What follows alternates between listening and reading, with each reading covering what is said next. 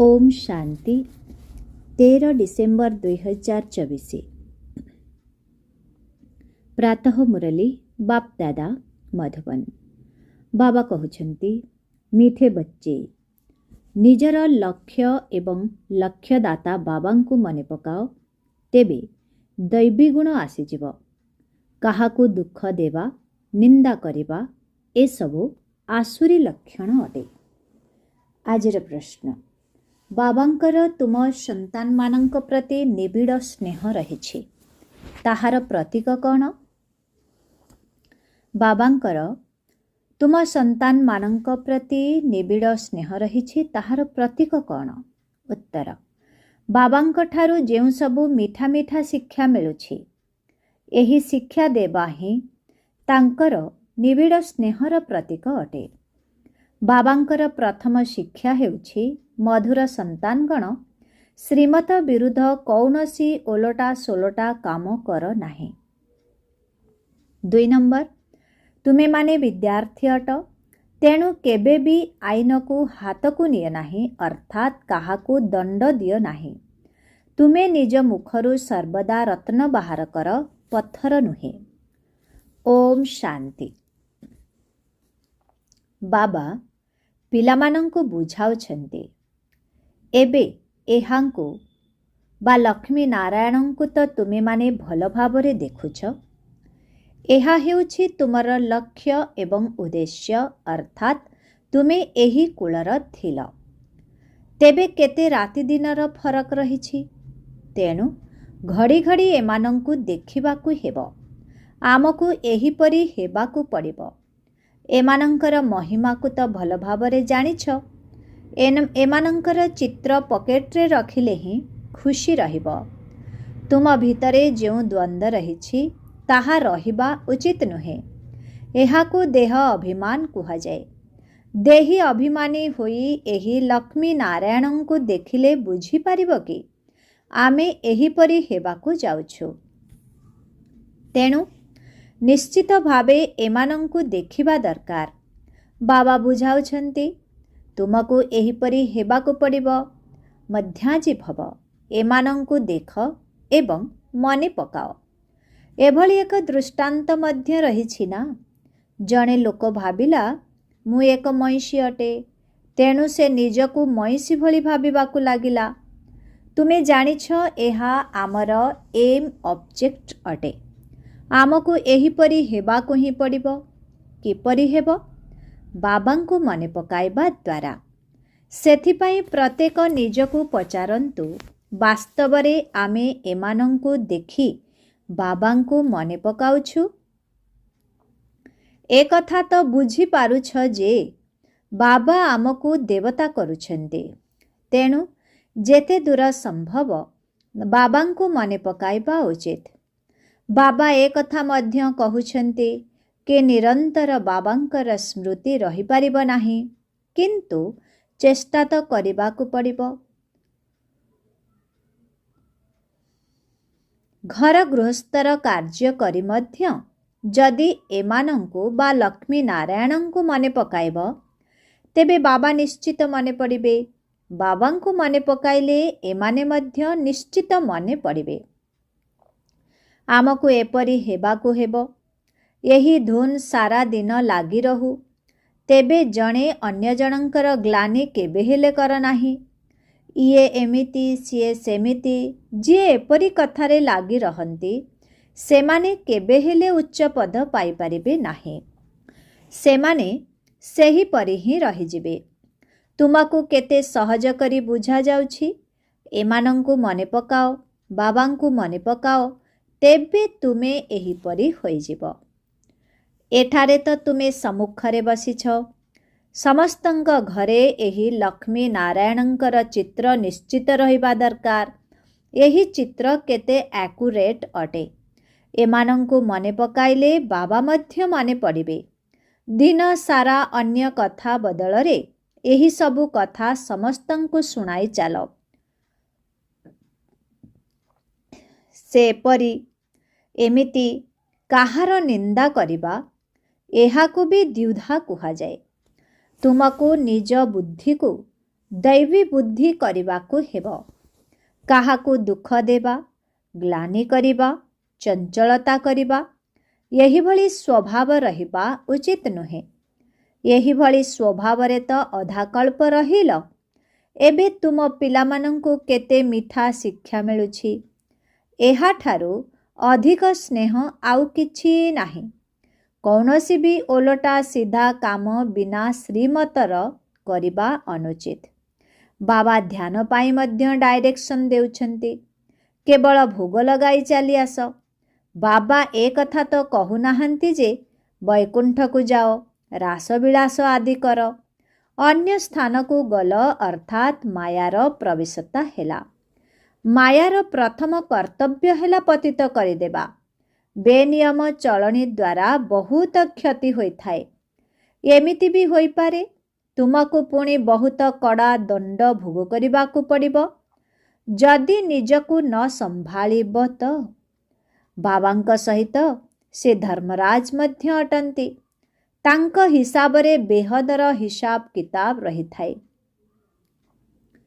रावणर jail रे केते वर्ष हेब दंड भोग करी आसीछ। यही दुनिया रे केते अपार दुख रहिछि। एबे बाबा कहुछंती आउ सबु कथा भूली एकमात्र बाबांकु मने पकाओ एवं मनरु सबु द्वंद्व बाहर करी दियो। विकारी किए करुछि? मायार भूत। एहा ही हेउछि तुमर एम ऑब्जेक्ट। राजयोग अटे ना। बाबांकु मने पकाइले तुमको एही वर्षा मिलिबो। तेणु एही धंदारे लागे जिबा उचित। भितरु सबु खराब जिनिस बाहर करि देबा उचित। मात्र मायार पराकाष्ठा मध्य बहुत। एहाकू उड़ेई चलो। जेते पारिब जोगयुक्त होई रुह। एबे तो निरंतर जोग करि पारिब नाही। शेषरे निरंतर पर्यंत आसिब तेबे जाई उच्च पद पाइब। जदि भितरे द्वंद्व खराब चिंताधारा रहिथिबो तेबे उच्च पद मिलिब नाही। मायार बशीभूत होई ही हारी जाई थांती। बाबा को बुझाउछंती पिले खराब काम करी हारी जाओ नाही। परस्पर को निंदा आदि करी करी तुमर अवस्था बहुत खराब होई जाइछि। एबे तुमर सद्गति हेउछि। तेणु खराब कर्म बा पाप कर्म कर नाही। बाबा देखुछंती माया तंटी पर्यंत गिली पकाइछि। तुमे माने जानी मध्य पारु नाहो।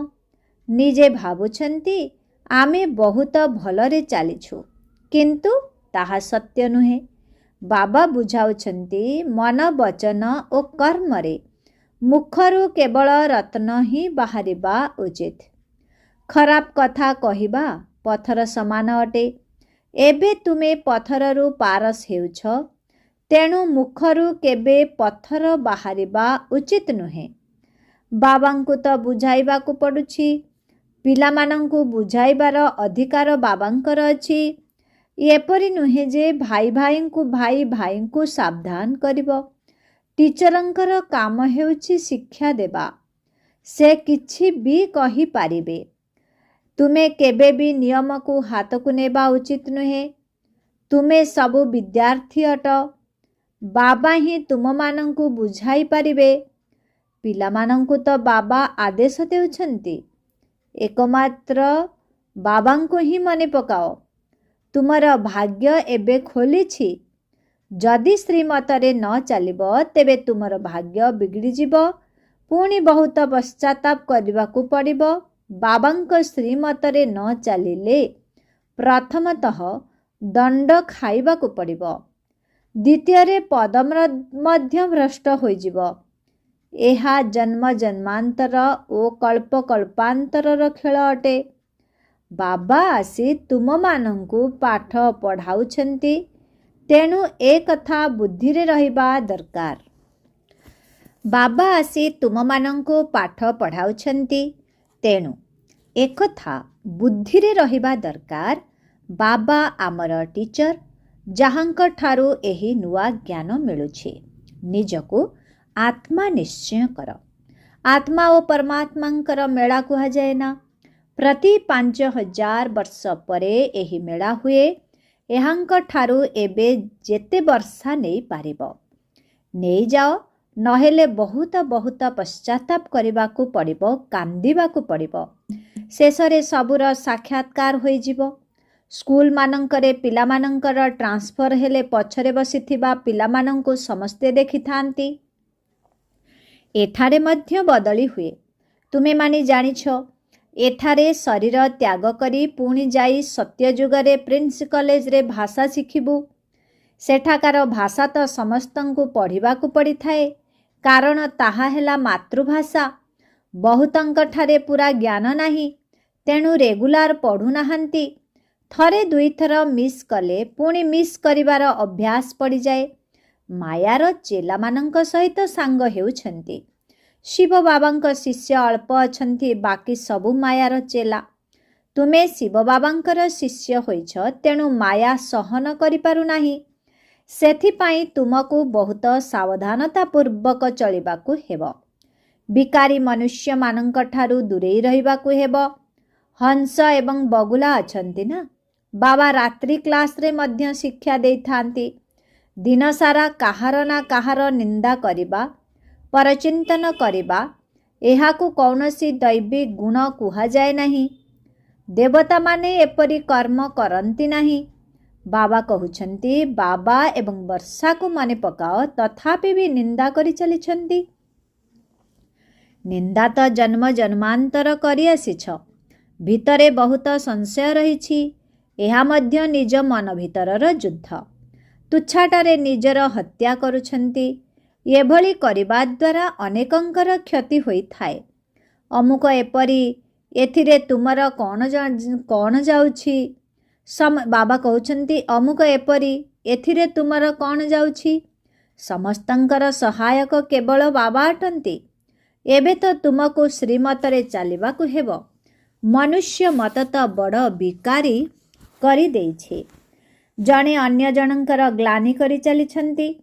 ग्लानि करिबा एहा हेउछि मायार भूत। एहा तो हेउछि पतित दुनिया। तुमे बुझुछ जे आमे एबे पतितरु पवित्र हेउछु। तेबे ए सबु बहुत बड़ दुर्गुण अटे। बाबा बुझाउछंती आजिठारु निजर कान धरिबा दरकार। केबे हेले आउ एपरी कार्य करिबी नाही। किछि भी जदि देखुछ तेबे बाबांकु जणाइबा दरकार। तुमर कौन जाउछि? तुमे जणे अन्य जनंकर निंदा काहेकि करुछ? बाबा तो सबु किछि सुनाइछंती ना।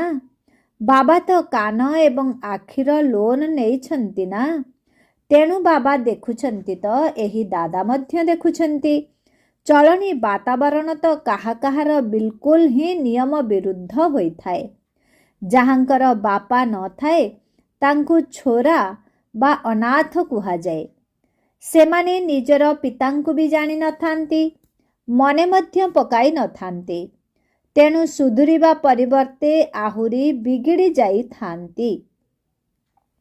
सेथिपाई निजर पद ही हराई देई थांती। श्रीमतरे चालू नाहंती, तेणु सेमाने अनाथ अटंती। माँ बापांकर श्रीमतरे चालू नाहंती। तुमेव माताश्च पिता, बंधु आदि भी होई थांती। परंतु आदि पिता ही नाहंती तो माता पुणी केउठु आसिबे? एतिकी भी बुद्धि नाही। माया बुद्धि को एकदम पलटाई दे थाए। बेहद बाबांकर आज्ञा न मानिबा कारणरू दंडर भागीदार होई जानती। टिकिए भी सद्गति हुए नाही। बाबा देखुछंती, तेणु तो कही थांती एहांकर किपरि दुर्गति हेब।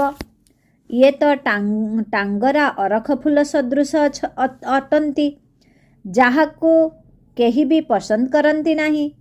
तेणु सुधुरिबा दरकार ना, न हेले पदभ्रष्ट होई जिबे। जन्म जन्मांतर पाई क्षति होई जिवो। किंतु देह अभिमानी मानंकर बुद्धि किछि ग्रहण करि पारु नाही। आत्म अभिमानी ही बाबांकु स्नेह करि पारिबे। समर्पण हेबा कौनसी माउसी घर कथा नुहे। बड़ बड़ लोक माने समर्पण तो होई पारिबे नाही। सेमाने समर्पण हेबारे अर्थ को मध्य समर्पण हेबार अर्थ को मध्य बुझी पारु नाहंती। सेमानंकर हृदय विदीर्ण होई थाए। ବହୁତ ବନ୍ଧନମୁକ୍ତ ମଧ୍ୟ ଅଛନ୍ତି। ସନ୍ତାନ ସନ୍ତତି କିଛି ବି ନାହିଁ। କହୁଛନ୍ତି ବାବା ଆପଣ ହିଁ ଆମର ସବୁ କିଛି ଅଟନ୍ତି। ଏମିତି ମୁଖରେ କହିଦିଅନ୍ତି, କିନ୍ତୁ ବାସ୍ତବରେ ସେମାନେ ସେହିଭଳି ହୁଅନ୍ତି ନାହିଁ। ବାବାଙ୍କୁ ମଧ୍ୟ ମିଛ କହିଦିଅନ୍ତି। ସମର୍ପଣ ହେବା ପରେ ତ ନିଜର ମୋହ ତୁଟେଇ ଦେବା ଦରକାର। ଏବେ ତ ଶେଷ ସମୟ, ତେଣୁ ଶ୍ରୀମତରେ ଚାଲିବା ଦରକାର। ଧନ ସମ୍ପତ୍ତି ଆଦିରୁ ମଧ୍ୟ ମୋହ ତୁଟିଯିବା ଦରକାର। ଏଭଳି ବନ୍ଧନ ମୁକ୍ତ ମଧ୍ୟ ବହୁତ ଅଛନ୍ତି। ଶିବ ବାବାଙ୍କୁ ନିଜର କରିଛନ୍ତି, ଯେପରି ପୋଷ୍ୟ କରିଥାନ୍ତି ନା। ଇଏ ଆମର ପିତା, ଶିକ୍ଷକ, ସତଗୁରୁ ଅଟନ୍ତି। ଆମେ ପୁରା ସମ୍ପତ୍ତି ନେବା ପାଇଁ ତାଙ୍କୁ ନିଜର କରୁଛୁ। ଯିଏ ବାବାଙ୍କର ସନ୍ତାନ ହୋଇଯାଇଛନ୍ତି ସେମାନେ ରାଜପରିବାରରେ ନିଶ୍ଚୟ ଆସିବେ। କିନ୍ତୁ ସେଥିରେ ପଦ କେତେ ରହିଛି? କେତେ ଦାସ ଦାସୀ ରହିବେ? ଜଣେ ଅନ୍ୟ ଜଣଙ୍କୁ ହୁକୁମ ଦେଇଥାନ୍ତି। ଦାସୀମାନଙ୍କର ମଧ୍ୟରେ ବି କ୍ରମାନୁସାରେ ଥାନ୍ତି। ରାଜପରିବାରକୁ ବାହାରୁ ଦାସ ଦାସୀ ତ ଆସିପାରିବେ ନାହିଁ ନା। ଯିଏ ବାବାଙ୍କର ହୋଇଛନ୍ତି ସେହିମାନେ ହିଁ ହେବେ। ଏଭଳି ମଧ୍ୟ ପିଲା ଅଛନ୍ତି ଯାହାଙ୍କଠାରେ ପଇସାକର ମଧ୍ୟ ଅକଲ ନାହିଁ। ବାବା ଏମିତି ତ କହୁନାହାନ୍ତି କି ମୋ ମାଙ୍କୁ ମନେ ପକାଅ ବା ମୋ ରଥକୁ ମନେ ପକାଅ। ବାବା କହୁଛନ୍ତି ମାମେକମ୍ ୟାଦ କରୋ, ଅର୍ଥାତ୍ ମୋତେ ମନେ ପକାଅ। ଦେହର ସର୍ବବନ୍ଧନକୁ ଛାଡ଼ି ନିଜକୁ ଆତ୍ମା ନିଶ୍ଚୟ କର। ବାବା ବୁଝାଉଛନ୍ତି ପ୍ରୀତି ରଖିବାର ଅଛି ତ ଜଣକ ସହିତ ରଖ, ତେବେ ବେଡ଼ା ପାର ହୋଇଯିବ। ବାବାଙ୍କ ନିର୍ଦ୍ଦେଶ ଅନୁସାରେ ଚାଲ। ମୋହଜିତ ରାଜାଙ୍କର କାହାଣୀ ମଧ୍ୟ ରହିଛି ନା। ତେବେ ପିଲାମାନେ ପ୍ରଥମ ନମ୍ବରରେ ଅଛନ୍ତି। ପିଲାମାନେ ହିଁ ତ ସମ୍ପତ୍ତିର ମାଲିକ ହେବେ। ସ୍ତ୍ରୀ ତ ହାଫ୍ ପାର୍ଟନର, କିନ୍ତୁ ପିଲା ତ ସମ୍ପୂର୍ଣ୍ଣ ମାଲିକ ହୋଇଥାଏ। ତେଣୁ ବୁଦ୍ଧି ସେଇ ଆଡ଼କୁ ଚାଲିଯାଏ। ବାବା କହୁଛନ୍ତି ଯଦିଓ ତୁମେ ଶୁଣୁଛ ପୁଣି ପରଦିନ ସବୁ ଭୁଲି ଯାଉଛ। ଯଦି ବୁଦ୍ଧିରେ ରହିବ ତେବେ ତ ଅନ୍ୟମାନଙ୍କୁ ମଧ୍ୟ ବୁଝାଇ ପାରିବ। ବାବାଙ୍କୁ ମନେ ପକାଇଲେ ତୁମେ ସ୍ୱର୍ଗର ମାଲିକ ହୋଇଯିବ। ଏହା ତ ବହୁତ ସହଜ। ମୁଖ ଦ୍ୱାରା ଜ୍ଞାନ ଶୁଣାଉଥାଅ। ଅବଜେକ୍ଟ ଶୁଣାଇ ଚାଲ। ଯେଉଁମାନଙ୍କର ବୁଦ୍ଧି ବିଶାଳ ସେମାନେ ସଙ୍ଗେ ସଙ୍ଗେ ବୁଝିଯିବେ। ଶେଷ ସମୟରେ ଏହି ଚିତ୍ର ସବୁ କାମରେ ଆସିବ। ସେଥିରେ ସାରା ଜ୍ଞାନ ଭରି ରହିଛି। ଲକ୍ଷ୍ମୀ ନାରାୟଣ ଓ ରାଧାକୃଷ୍ଣଙ୍କ ମଧ୍ୟରେ କ'ଣ ସମ୍ପର୍କ ଅଛି? ଏହିଭଳି ବାବା କହୁଛନ୍ତି ଲକ୍ଷ୍ମୀ ନାରାୟଣ ଓ ରାଧାକୃଷ୍ଣଙ୍କ ମଧ୍ୟରେ କ'ଣ ସମ୍ପର୍କ ଅଛି? ଏହା କେହି ବି ଜାଣିନାହାନ୍ତି। ଲକ୍ଷ୍ମୀ ନାରାୟଣ ତ ନିଶ୍ଚୟ ପ୍ରଥମେ ରାଜକୁମାର ରାଜକୁମାରୀ ହେବେ। ବେଗର ଟୁ ପ୍ରିନ୍ସ, ଅର୍ଥାତ୍ ଭିକାରୀରୁ ରାଜକୁମାର ହେବେ ନା। ବେଗରରୁ କିଙ୍ଗ କୁହାଯାଏ ନାହିଁ। ରାଜକୁମାର ହେବା ପରେ ହିଁ ରାଜା ହୁଅନ୍ତି। ଏହା ତ ବହୁତ ସହଜ। କିନ୍ତୁ ମାୟା କାହାକୁ କାହାକୁ ଧରିନିଏ। ପୁଣି କାହାର ନିନ୍ଦା କରିବା, ଗ୍ଲାନି କରିବା, ଏହା ତ ବହୁତଙ୍କର ଅଭ୍ୟାସ। ଆଉ ତ କିଛି କାମ ହିଁ ନାହିଁ। ସେମାନେ ବାବାଙ୍କୁ କେବେ ହେଲେ ମନେ ପକାଇବେ ନାହିଁ। ସେମାନେ କେବଳ ଜଣେ ଅନ୍ୟ ଜଣଙ୍କର ଗ୍ଲାନି କରିବାର ଧନ୍ଦା ହିଁ ଉଠାଇଥାନ୍ତି। ଏହା ହେଉଛି ମାୟାର ପାଠ। ବାବାଙ୍କର ପାଠ ତ ବିଲକୁଲ ସିଧା। ଶେଷରେ ଏହି ସନ୍ନ୍ୟାସୀମାନେ ମଧ୍ୟ ଜାଗ୍ରତ ହେବେ। କେହି କହିବେ କି ଜ୍ଞାନ କେବଳ ଏହି ବିକେମାନଙ୍କ ପାଖରେ ରହିଛି। କୁମାର କୁମାରୀ ତ ପବିତ୍ର ଅଟନ୍ତି।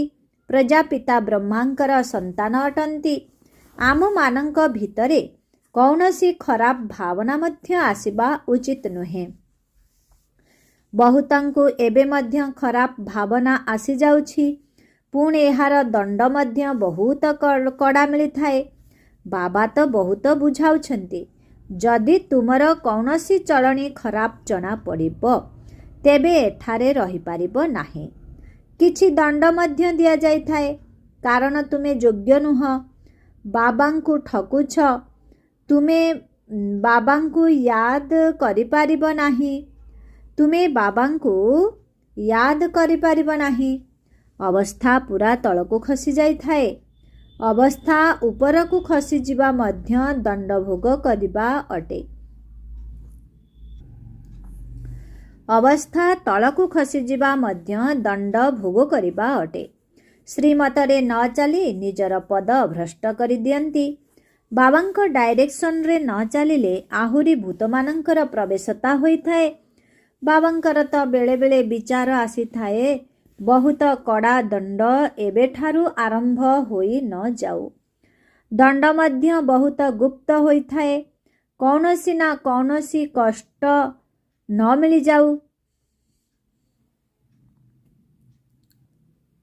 ବାବା କହୁଛନ୍ତି ଦଣ୍ଡ ତ ବହୁତ ଗୁପ୍ତ ହୋଇଥାଏ, କୌଣସି କଡ଼ା କଷ୍ଟ ନ ମିଳିଯାଉ। ଏମିତି ବହୁତ ଅଛନ୍ତି ଯେଉଁମାନେ ବହୁତ ତଳକୁ ଖସି ଯାଆନ୍ତି, ପୁଣି ଦଣ୍ଡ ମଧ୍ୟ ବହୁତ ଭୋଗ କରନ୍ତି। ବାବା ତ ସେ ସବୁ କିଛି ଇସାରାରେ ହିଁ ବୁଝାଉଛନ୍ତି। ଏମିତି ବହୁତ ଅଛନ୍ତି ଯେଉଁମାନେ କି ନିଜର ଭାଗ୍ୟରେ ପୂର୍ଣ୍ଣଚ୍ଛେଦ ମଧ୍ୟ ଲଗାଇ ଦିଅନ୍ତି।